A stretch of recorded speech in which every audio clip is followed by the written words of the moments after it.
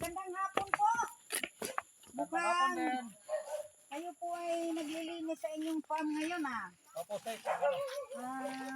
Ang laki na ng tanim nyo. Saan po ang bahay dati? Ito, bala ko nga pa tayo. Kailan, nagkataon namang pinagbawal ng UP ayon sa kasunduan. Kaya tigil mo na. Ang lalaki na po ng tanim ninyo Opo, nasa magsimula ng 2004 eh. mga ilang taon na po kayo dito mula 2004? Nasa 20 years? Meron na po. Pasok na sa 20 years. Nakakasama nyo naman po yung inyong mga dati. Dati, dito halos dito kami kaya lang, siyempre walang ano, kaya minsan bumababa kami hanggang sa nawagibay itong bahay namin. Ibig sabihin po, nakikituloy na lang po kayo ngayon. Opo, dito eh, balak na tayo ng kubo, kaya lang siyempre may kasunduan, bawal mo na. So, ang lalaki na po ng inyong mga tanim, namumunga na. Opo, Paano po pag wala kayo dito? Sino pong umaani ng mga buko ninyo? ay para sa lahat yan. Para sa lahat. Magiging para sa lahat po kasi hindi nyo naman kayang tumira na dyan na lang sa tabi dahil wala pa pong kubuan. Opo. So, ito lang po ang mga nyug ninyo. Marami Ano po. po inyong ibang tanim? Dito, puno ito. Kawayan. Medyo ang sukal-sukal na po marami po kayong kawayan sa baba. Kumusta naman po ang buhay magsasaka dito? Mukhang hiyang naman kayo.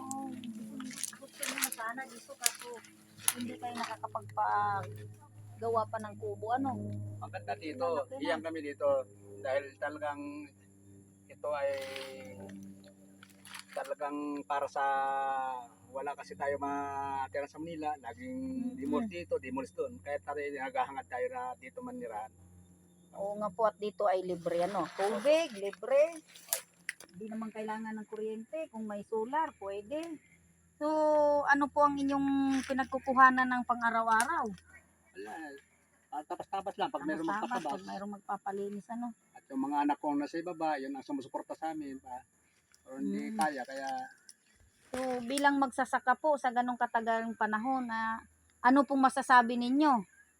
Mahihiling ninyo para ito po ay maipamahagi na para sa atin.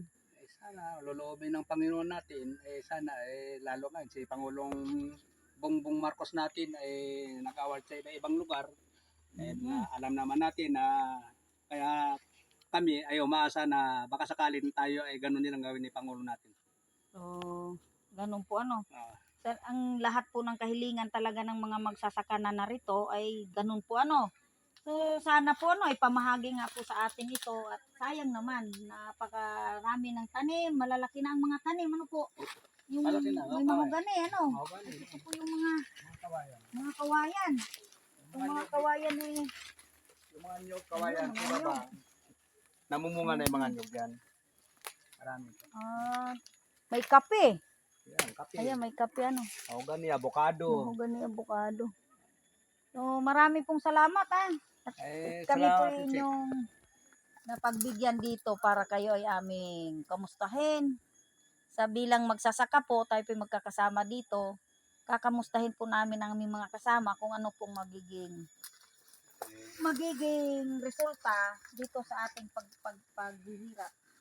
Sana Ganito po magpapakasali tayo na Oo, maawa siyang magpapakasali. Pangulo natin ngayon. Dahil sa marami naman tayo nababalitaan na si Pangulo na namamahagi ng titulo sa mga magsasaka. Ito nga po pala si Mr. Roberto Utocan, pangalawang pangulo po dito. So isa po siya sa nagsisikap na ito po ay sana naman po ay maibigay sa atin. So maraming salamat po. Salamat po. Sir Robert po. Maraming salamat po. Loloobin po. Mayawa ang Panginoon natin.